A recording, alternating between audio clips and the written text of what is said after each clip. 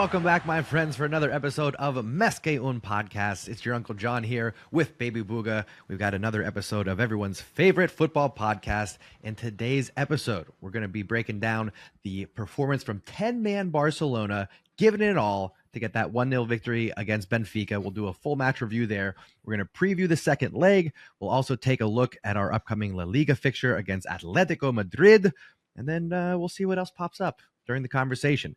If you are new to the channel, welcome. Make sure you like and subscribe. We'd love to hear from you. Leave your thoughts below, your questions, your comments. We'd love to keep the conversation going. With that all out of the way, Baby Booga, how we doing, sir?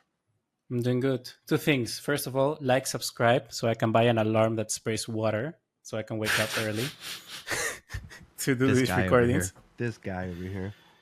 And second of all, it's funny, in this website that I have pulled up to analyze the game, they have like Cubarsi like grayed out because he got a red card, like he's dead or something. Poor guy. Yeah. Do you think right from the get-go, do you think that was a right, like, no, I'm not talking about the refereeing decision, because I think it was a red card, but do you think it was a error or Cubarsi? Like, if you were Cubarsi, do you think that was, do you think that's the right thing to do? Because at the end of the day, it's like, yeah, go for it. You know, like, you could get the ball. If you get the ball, you're amazing. If you just don't get it, like, fair play. Like, that's a red card. I don't know. Would you have taken the risk? How would it have? Not that early in the match. My immediate reaction was Araujo 2.0.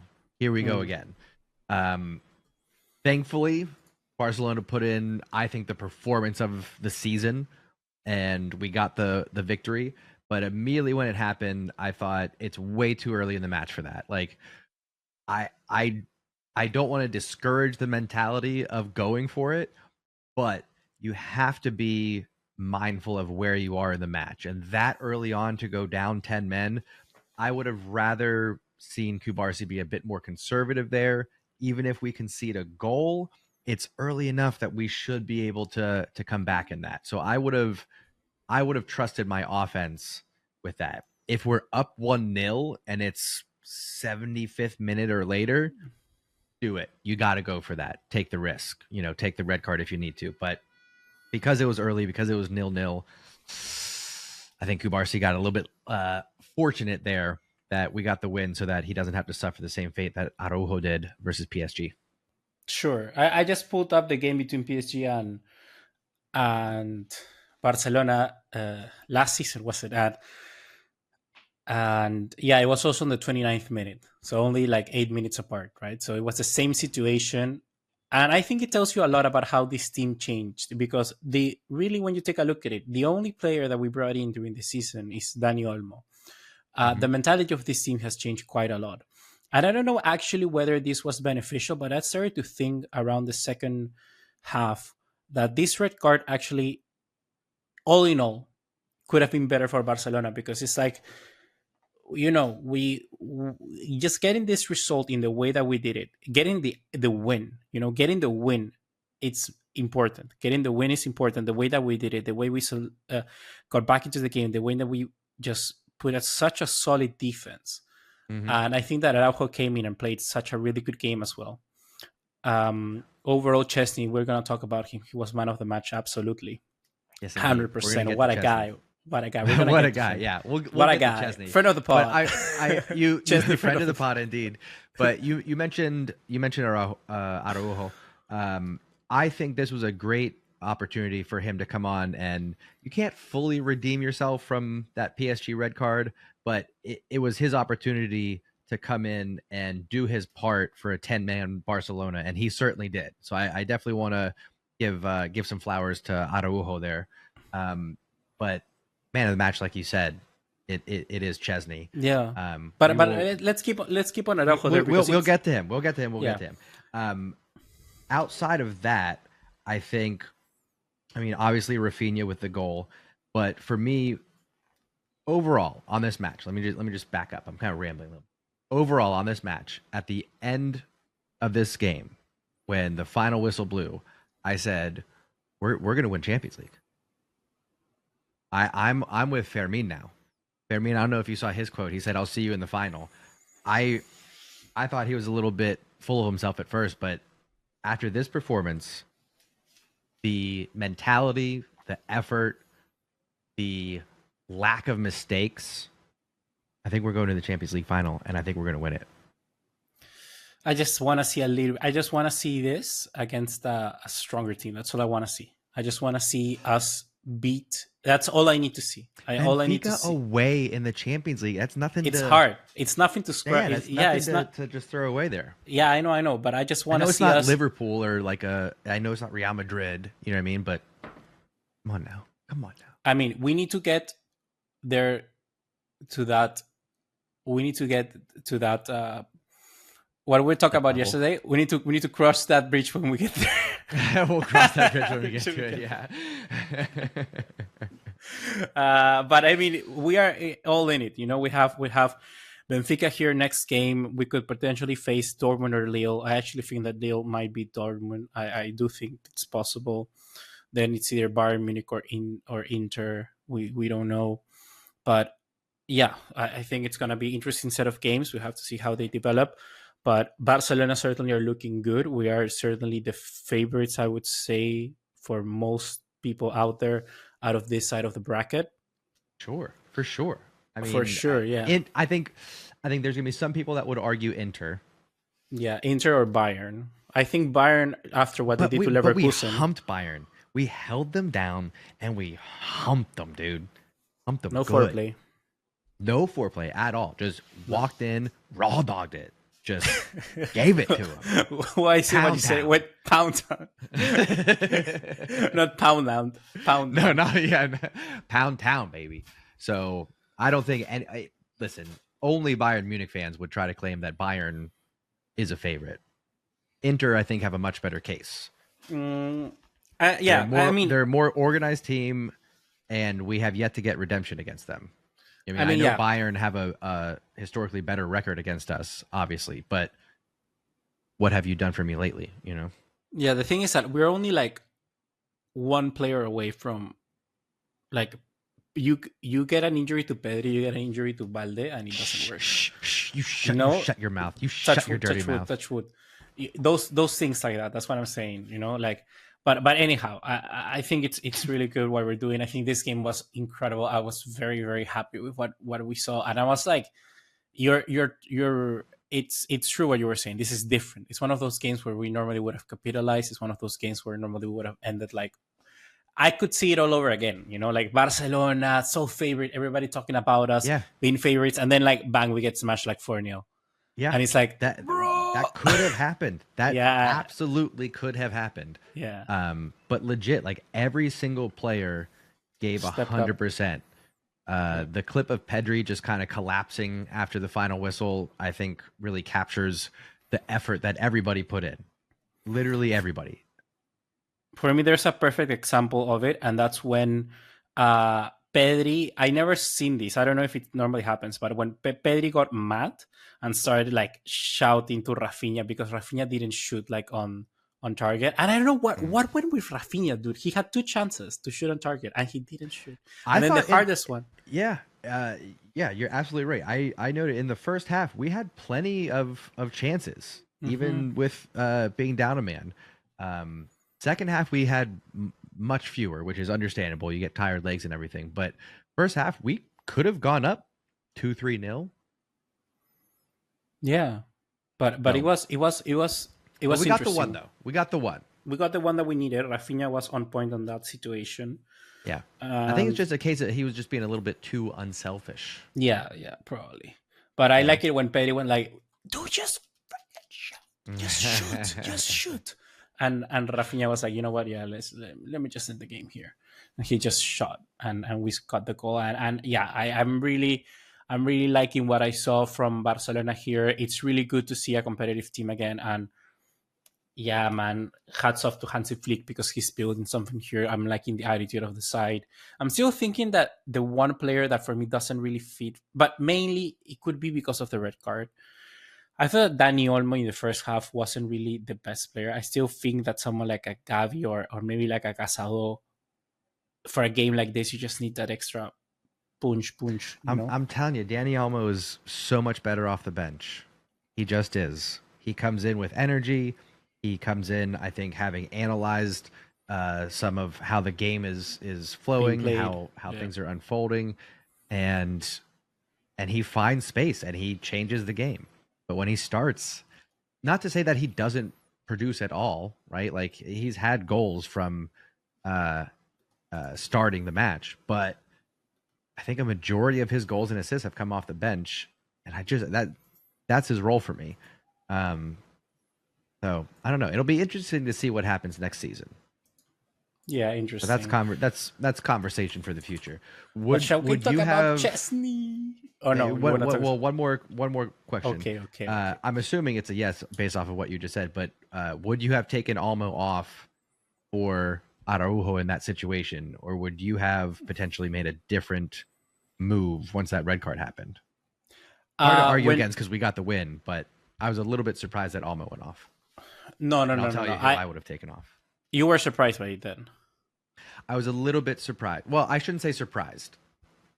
I was 10% surprised that Olmo was the one to be taken off. Look. But I was surprised. I wasn't surprised. I was like, I thought that was the right move, the right call. I knew kind of flick where he was going for, but I kind of thought maybe you should take out Lewandowski. That's what I was thinking.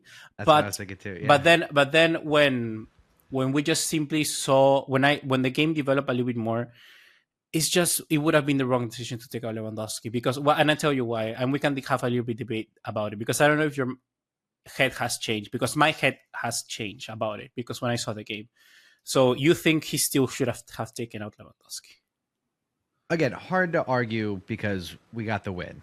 Yeah. But my first thought was take off Lewandowski because he's the most likely to not give the defensive effort that you need being down a man. Yeah. And when the team really needs to play together and you're going to need somebody up top to hold the ball and to be able to connect with the other players, he's not the best. Danny Olmo in the false nine, I think, would have been an okay option there. But what's the argument for why? My argument is that wrong? Simply for when you're such... The problem with our team at this current stage is that we're one man down and we're pushed so far back into our own area. And if you saw directly, once Cubarsi was sent out, we didn't build a single time and we didn't pass from the back once. Szczesny, the first ball from Szczesny was always over the top, looking for Balde, looking for Rafinha, Lamine Yamal, looking for Koundé, or more importantly, looking for Lewandowski. And that is one thing that Lewandowski is going to give you. Lewandowski is going to be able to mark the two center backs and going to be even taking a little bit of the concentration and focus from the center midfielders when it comes out to the very first ball. And that's going to allow you to then either he wins the ball or it's going to have the rebound to fall onto Rafinha, fall onto Balde, fall onto one of the wingers. And that allows Barcelona to play out from the back. So that not to play for the back, sorry. That allows Barcelona not to play out from the back and allows us to get higher up the field.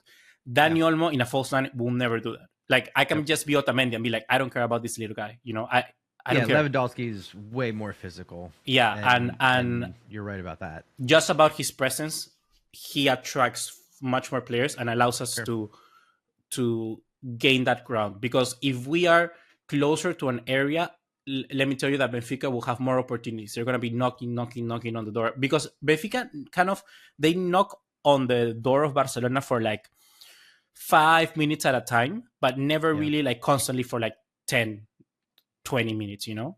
Yeah. They had their spurts though. I mean, 26 shots, 8 on target. But it wasn't like constantly in the same parts of momentum. Correct.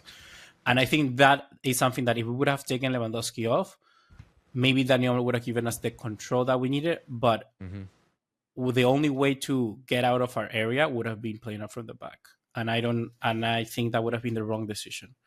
Yeah. Ideally, you could have maybe taken out one of Lamine Yamal and Rafinha, and you could have both. But that's tough because Rafinha and Lamine Yamal can do what Dani Olmo does, but then Dani Olmo cannot do what Rafinha and Lamine Yamal do. Well, also Rafinha and Lamine are the two that can give you a goal out of nothing. Exactly. So absolutely nothing. So yeah, and they can beat a man. So like if you're 1-on-1, they beat a man, and then suddenly you have open space in behind. So the smart thing would be to take out Dani Olmo, I think. yeah. It was a smart thing. Yes, I don't think. Yeah, again, hard to argue that it was the wrong decision when they got the win.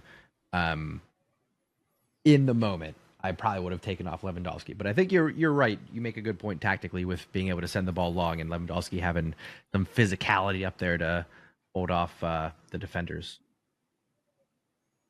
Yeah. Shall we talk? Check. Yeah, I just want to say this line that I love it. So, have you seen The Dark Knight? No, The Dark Knight Rises. Yeah, I know what quote you're gonna say. Yeah, I love it. I don't know who wrote it. I want to give credit to whoever said it, but there Bane says like, "Well, for here we just adopted to tell Szczesny." people what the image is. So Szczesny there with the entirety of flares by Benfica. You know, the whole smoke around the stadium. You could barely see the players in the live stream, in the coverage of the live TV, and Szczesny says, "You merely adopted the smoke. I was born in it, molded by it." I love the quote. Yes, of course, is a taking from Bane in The Dark Knight. Great movie. I got another quote for you from Szczesny, the man himself. Ooh. That in Roma, I put on the bench the best goalkeeper in the world, meaning Alisson. In Juventus, the best in history, meaning Buffon. It turns out that I am the best in the world and in history. Yeah, I heard that one. But he didn't say that at Barca, right? No, that's a quote from well before, like World Cup, something like that. But I mean, I certainly would not argue that he's better than Alisson or Buffon by any means. But I am pleasantly surprised at how well he's doing, and I love his swagger. I love the energy that he brings. Swag, bro. I'm not a smoker. I don't promote smoking, but the fact that he is a smoker and like makes jokes about it, I think that's hilarious. I'm all for Szczesny. I'm curious what happens when Ter Stegen comes back. I think the dumb, like, it would be, they saying that the recovery of Ter Stegen is looking good and everything, but let me just be clear, like, it would be so wrong to put Ter Stegen right in from the get-go because he's coming back from a very long injury. Like, you can just simply not do that. Like, I wouldn't do what Real Madrid did. I wouldn't. They put Courtois in at the final after being out for. Like, I wouldn't do that. You remember how would long you he was do out? that? It was a long-term injury, wasn't it? Yeah, he didn't play a single game that season, and he played the Champions League final. Yeah. Would you do that? It depends on who my backup is. If it was Peña in goal, I'm going. Thanks for getting us here, but Ter Stegen's going in. No, but Szczesny. I mean, Szczesny is there, in the Champions League final. Yeah. I'm getting to that, Booga. For Szczesny, no. I think he gives me more confidence. I know Peña was on a good streak there. He really was. But I have more confidence in Szczesny, and I think he's got enough experience that I trust him in a final. And I don't think it would be fair, just like on a human standpoint, it wouldn't be fair to take that from Szczesny. Yeah. So I would start Joe Cool. Of course, you have to start Szczesny. Let's go. My son will be Wojciech. I hope so. Wojciech. How did Frankie. this Peruvian baby get a Polish name? Wojciech. The other day, I have a friend that works on like delivering babies, and she had a baby named Mbappe. Get out of here! Yeah. No. Wow. I think who is there a player that I could sneak in that wouldn't sound too weird? Not really. Like with last names, or are you talking like? No, like a first name. But I get. Oh, so you're saying Mbappe was the kid's like the first name? Yeah. The problem is that in here, like sometimes people like they have to ban them. So after the 2010 World Cup, I remember people like they banned names like Forlan. They ban names like Shurle. Things like that. Yeah. Wow. No, 2014. Yeah. Anyway, no babies coming anytime soon, so we don't have to worry about it. Yeah. No big deal. But yeah, I think that Szczesny has to play. I'm really liking his like you say, his swagger, and I think it really demonstrates on the field. It really showing. I think at the end of the day, Flick does know, and sometimes it's just simple as that. Like, and I like that from Fancy Flick. Football is a complicated game, but sometimes it's just more easier than it has to be. Mm-hmm. It doesn't take like he's just better than Iñaki Peña, and you just have to play your better player. Like sometimes it's just how it is. Like it's not like it comes down to merit to all of that, blah blah blah blah. But he's just better. Like why wouldn't I play the better player? Sometimes it just has to be like that, and I think he's that's what he's done, and I think it's no problem with it. Like sometimes football is just more simple. It doesn't have to have 20-minute long video documentaries about it on YouTube, Sure. Yeah, I get what you're saying. But I mean, listen, he did exactly what he was asked to do. He did it perfectly. He went 90 plus minutes, no mistakes. He had 8 great saves. Like there were some that he was saving point blank headers. He was saving long shots that were twisting and curling. He was saving any rebounds that he did give up. He was on top of it. Like as a perfect match when you needed him to have a perfect match. It cut there for a moment, the internet. Did it cut for you? I don't think it cut for me. It was just you, baby. Well, what were we talking about? We were talking about Szczesny. Yeah, whatever. Moving on, I guess. Whatever. Moving Szczesny. on. I love you, Szczesny. Second leg. We're back in Barcelona. What are we thinking? We go in same lineup that we started with? Well, we can't because Cubarsi is going to be suspended. I mean, we go Araujo. We go Araujo and Martinez. Yes, sir. And any changes from the lineup? How's the fixtures lining up? Because it's this week. So we've got. Well, first of all, we should say I should have said this at the beginning. We are recording this Saturday morning, so this is before the Osasuna match. We're not really going to do any content for this because by the time it comes out, the match will have been played, but we don't know what happened. Hugo, do you want to give a quick prediction for what's going to happen in the Osasuna match? It's just because people will be listening on Monday and they can give us praise or stick for getting it right or wrong. I think that Barcelona will. Oh wait, but we aren't. This is going to come out, and we also have to talk about the other game, about Atletico Madrid Barcelona in La Liga. Bro, I said that. Said that at the intro. So glad you're listening, Buga. Oh my gosh. At the intro, I'm just like waiting for you to say, and now I pass on to Buga or something like that. Yeah, that makes sense. No. So yes, we're gonna do a little preview for Benfica. Preview for Atletico Madrid, but I thought it would be fun, just real quick, since people are listening to this Monday or later. Okay, again, people hate Saturday me. Morning, sorry, so Buga, keep it professional. Yeah, my goodness. My goodness. What do you think? Barcelona Osasuna. I think that we're going to see heavy rotations, like 100%, because if there's a game that we're going to have to rotate, particularly because we're facing Barcelona, this next week is going to be very intense. It's going to be this one against Osasuna. So expect a lot of rotations. I'm expecting Fermin. I'm expecting Ferran Torres. I'm expecting Eric Garcia. I'm expecting Gerard Martin. I'm expecting Casado. All of those players. Yeah. So yes. But even with that being said, I expect a win.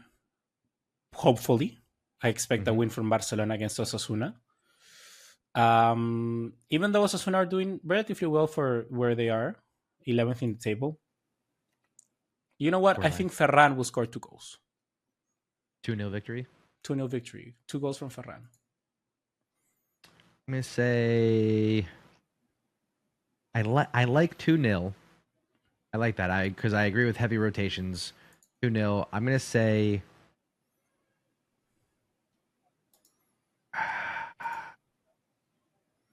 Ooh, who's going to get the goals? Who's going to get I'm going to say Pau Victor gets a goal. That's a name we haven't seen in a while, actually. Haven't seen it in a while. And I'm sitting here going Pau Victor or Ansu Fati. Could either of them get some playing time? I think Pau Victor is probably more likely. I think he gets us a goal, and then I think Eric Garcia will get a start. Not a goal. I was about to say goal, but not a goal. He'll get a start, but not a goal. So I'm going Pau Victor and Ferran Torres. We'll go Ferran Torres for one. So I'm also You're right. 2-0. Ansu Fati. We might see Ansu Fati again. We might see an Ansu Ansu Fati Fati. again. I would love to. What? I mean, listen. Here's the thing. As long as Ansu Fati is wearing the Blaugrana kit and he is available for selection, he can always come back. He's a match away from people going, Ansu's back, baby. Yeah. You know what I mean? He's always a match away. I wanted to, about talking about Ansu Fati, you just reminded me. Have you ever owned a kit, a shirt of like a player that is like you thought was gonna work out and didn't, or something like that? For the most part, no, because I was actually very mindful of that. Like I don't buy a kit with the name on the back of somebody who like we just signed or is a couple years in. Like Pedri is the exception. I got a Pedri kit pretty early on because I felt very confident that he is a future club legend. Let's go. I got Pedri with number 10 on the back of this Spain shirt. Nice. He's never worn 10 with a Spain, but yeah. I wore it. Other than that, no, I've got Ronaldinho, Puyol, Xavi, Busquets, Iniesta, Messi. I have Serginho Dest, but here's the thing. He's the first American to play for Barcelona. Yeah. So even though it didn't really work out, that's still something. A notable kit. Yeah, it means something to us Americans. So other than that, like I don't really have kits that didn't work out because I'm very mindful of that. Bro, I have. You wanted to know? I bet you have plenty. So you already know that I have the Lenglet shirt. Yeah, that's my favorite. I have a Coutinho shirt. That one stings a little bit. Like you wouldn't get hate for it, but it like it's a blemish for sure. But Coutinho was so good at Liverpool. I wanted that to work out as much as anybody. He was so good at Liverpool. I was a huge Coutinho fan. I have an Ansu Fati 31 shirt. A 31, wow. I have a Antoine Griezmann Atletico Madrid shirt. I mean that you can. Yeah, I can still scrape by, but it's like I bought it because like I wanted him to come to Barca and do good. I have a João Felix shirt from Atletico Madrid because I was also like, bro, he's gonna be good. He's one day gonna come to Barca, and the day he came to Barca, I was like, bro, yes, he's gonna work out. Why wouldn't you just wait and get a Barca kit then? Why? No, because I got it because when he moved to Atletico Madrid, like hipster. yeah, because I was like, oh, this kid's good. His kid's really good. I have a Artur Melo shirt with the number 8 on the back. Wow. You can throw that one in the trash. that one is still there. Like I have two sections on my wardrobe. Like one where there are shirts that fit me, and ones that are like when I was like really fat and they don't fit me anymore. Like Kante number 7 shirt from Chelsea or something like that. Yeah. And there's the Arthur Melo one, but the Arthur Melo one still fits me. I just have it with the other ones that I would never wear again. Yeah. That's awesome. What else do I have? I have Junior Firpo one. Get out of here. Why would you buy that one in the first place? That's hilarious, dude. Because he's cool, bro. I mean, he had a cool guy mustache for a while. Yeah. Anyway, that's a good list you got there. All right, we've diverted quite a bit here. Let's jump back to match preview, second leg. We were saying, can I eat my pear because I'm hungry? Oh my god, go ahead. Just don't chew into the mic. My goodness, I'll tell you if I can hear it. But any changes to the lineup besides Araujo in for Cubarsi? I actually would put Gavi instead of Dani Olmo. I think that's one where I would want to like to push it forward because Gavi for me. Was Gavi available? No, he was dropped out because apparently he had like some sort of fever or something like that, like Yeah, an illness. I was just looking. I did not even catch that going into it. I could see Gavi over Almo for this one, but I could also see. Nah, he wouldn't. I was gonna say Hansi Flick might be like, "Hey, I had to take Almo off in the first leg. Let me do a solid for him and let him start this second one, even though I was gonna start Gavi." Or was it a case where Gavi was gonna start, but because he was unavailable, Danny Almo got the start? In which case, you would see Gavi out there. I'm not sure. I think that's a strong possibility. If there's going to be a change, that would be it. We're not changing the front three. We're not changing Pedri. I don't think you're going to see Casa, though, over Frankie in this one. I think the other one. I think actually one shout might be Fermin. Why? Because Benfica is one of those teams that they also like to attack quite a lot. So if you have Fermin be an extra runner, who we know is a very good shadow striker, he could easily find spaces in behind. Yeah. And could have no trouble at all to just be that extra man and get some goals in behind. Yeah. That could also be a good shout. I think that will be a one to watch for that game. Yeah. I think outside the lineup, and we'll get to predictions here in a minute, I think this is going to be a very different game than leg one. Obviously, we're not, hopefully, fingers crossed, knock on wood, all the things. Hopefully we have an 11v11 match. But Benfica have to come out and score a goal. They have to push, which is exactly what we want. I think we could see. I'm going to say Barcelona go up 2-0 early, get a third, then Benfica get one, and we get another one, and we end up winning 4-1.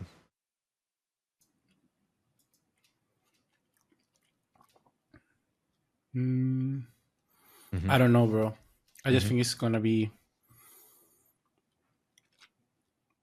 I think Lamin's gonna be left 1-on-1 early and often. Yeah, and he's gonna shred them. I think it's gonna be very similar to the game against Atalanta. Oh, where we struggled a bit. Yeah, where it's 2-2, where it's open, but we struggled a bit. So I think it will be. I'm gonna say it's 3-2, but I think it's one of those where it's like 3-1 for the most of the game, and then they get a goal at the end, or maybe it's like 2-1 and then 3-1, and then at the end they score 3-2. So it's like it's always small margin, but it's like we're always in front by 2 goals, and then basically we both think it's gonna get to like 3-1 late in the game, but then I think we're gonna get another one, and you think Benfica will get one. I'm going 4-1. You're going 3-2. All right, I'm gonna stick with my prediction. I'm gonna say Lamine gets one. He has not found the back of the net in a minute. I'm gonna say Lamine gets one. I'm gonna say Rafinha gets one. I'm gonna say Lewandowski gets 2. All from the front three. Lighten them up. I go Rafinha gets one, 100%. Keeping that Ballon d'Or campaign up and running. Lamine gets another one. And I think Pedri gets one. I was also thinking Pedri. I had to shake the thought off. So you might actually be right. You might be right about that. I think Pedri gets one. My prediction is locked in. I think Pedri gets one. I think I'm going to go with that. And I'm going to go with... Lamine goal is going to be a solo goal. It's going to be just Lamine, no assist. And I think Rafinha assists Pedri. Okay. All right. I like that. And Balde assists Rafinha. I think Rafinha will assist both of Lewandowski's. I think Lamine gets a solo goal, and I think Frankie de Jong assists Rafinha's goal. Frankie. Yep. We have to next season do a fantasy make a game out of our predictions. Yep. where you get a certain number of points if you predict the outcome correctly. You get a certain number of points if you predict either or both of the goal outputs, right? So like if I say, oh, it's going to be 4-2 Barcelona, and Barcelona get 4, but they, only concede 1 or something like that, you'd get points for the 4, but not the 1, right? Yeah.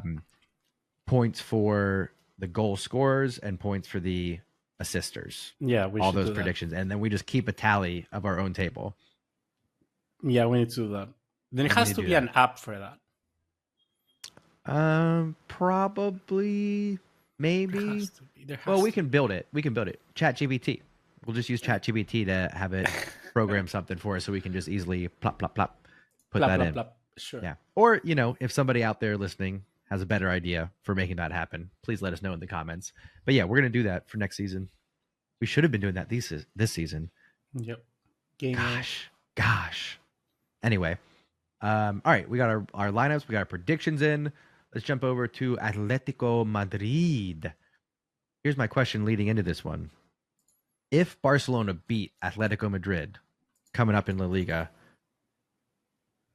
are we going to lift the trophy? Is that it? Is it smooth sailing after that? Is Barcelona going to be champions if we beat Atletico Madrid on Saturday?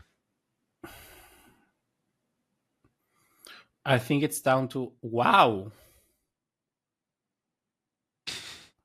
I just realized El Clásico is like right at the end. Yeah, we have 2 matches left after that? 3, but it's right at the end. Yeah. Yeah, bro. I think we have to wait till then. You think the El Clásico will decide it? Yeah, I think El Clásico decides like if I can relax and be like, yeah, we won it, Yeah. You know what I want to have happen? What? I don't know if it's possible. I don't. Think I actually still want to win the Copa del Rey still. Yeah. Me too. I want to win that as well. But we're a couple weeks away from the second leg. I don't know if it'll be mathematically possible, but if we can win La Liga against Real Madrid, against Espanyol, get out of here. That would be like second best. I mean, we already did it. We already did it. Well, I know, but why not do it again? Win La Liga against Real Madrid, May 11th.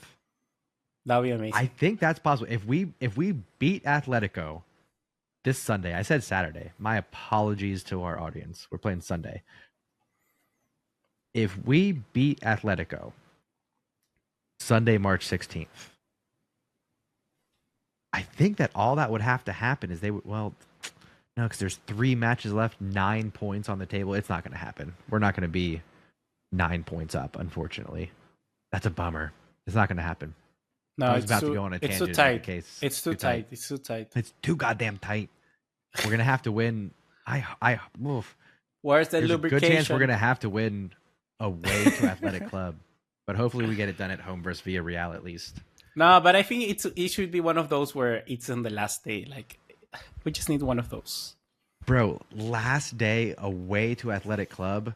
We just need one of those days, bro. I just want to see like Ferran Torres score the goal and be like, yeah, go. When is Hey Google, when is UCL final? May 31st. Dude, doing that the week before the UCL final that we're going to be playing in against Real Madrid. Gosh, that's going to be a tough week. What are you doing? I'm celebrating slow-mo. Ferran Torres winning goal for the La Liga title.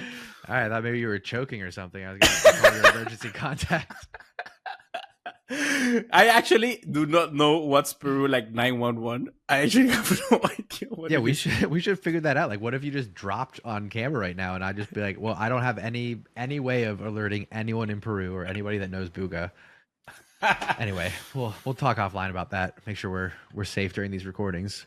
Okay, so you are correct. There is way too much football to be played to say that we can be champs, but I think it obviously would But even dude, favorites even more what so makes than you we what are. makes you believe we're gonna beat Atletico Madrid? We have not beaten them this season yet. Third time's a charm, bro. Have you not heard that saying? Yeah, but can we Fact. make it? Can we make it third time's the charm in the semifinals with Copa del Rey? I think we'll do. I think we can do both. I think we. Me too, but like, we can but beat like, them on but both like, occasions. calma. Like Cristiano Pinaldo once said, calma. We need to. How dare you quote Cristiano Ronaldo on this podcast? How dare you? I just said Cristiano Penaldo. Come on, bro. Okay. I'm still taking the mick out of him. I was deaf with rage. I didn't even hear that. Cristiano Penaldo. Because in reality, like I'm scared of Atletico. I'm really scared of Atletico. I think that Atletico, like, they're tough, man. Like, did you see the game against Real Madrid in the Champions League? Yes, I did. Bro, Real Madrid, how the hell? But they're breakable. Yeah, I know. How the hell did they win that? Like, they always. I mean, in Real Madrid, it's the mentality. That's 100% the mentality. Real Madrid came in with swagger and confidence, and Atletico walked in feeling like the little brother, feeling like they've never beaten Real Madrid. So there were instances where I was like, bro, they play so good. Like they were balling. They had World Cup winners on their team. They were balling, and they still came out with a loss. Yeah, they have little brother mentality. That's why. Yeah, we need to win. We'll get it. We'll get these next two. I just realized tough week next week, bro. It's a tough. Can we just send Barcelona B to the Copa Catalunya semifinal? I was going to ask about that too because I just saw that. Is that we've new? done that? We've done that before, but normally because on the other side it's Andorra and Girona. Yeah. Like I don't know. We're playing because it's Wednesday, March 19th. I hope we're going to put out like as close as we can get to a Barca B. Yeah, because if we don't play that, like we have 15 days. It's international break, so we have like no. Well, then most players will be away on. Right. Well, no, because it's Wednesday. Same thing. I hope we put out a B squad at least. At least. Yeah. Anyway, prediction for the Atletico match. What happened to my camera? It's frozen. You're back. Prediction. Let's hear it. What do you got? Show it. We're gonna get Real Madrid energy, and we're gonna win 2-1. Goals from Rafinha and Dani Olmo. I'm gonna say we come in with Barcelona energy, and we win 4-1. Same prediction I had for the first leg. We scored our 4. We just gave up 3 more goals than I expected. This time, we lock it in. 4-1 to Barcelona. And it's going to be goals from Pedri, Rafinha, Lewandowski, and Jules Koundé. Bangarang. Lock it in. Let's do this. No, I am. But I don't think that many goals, bro. 4 goals against Atletico. Do you think we're gonna really smash them? We just scored 4 against them. We just happened to give up 4 as well.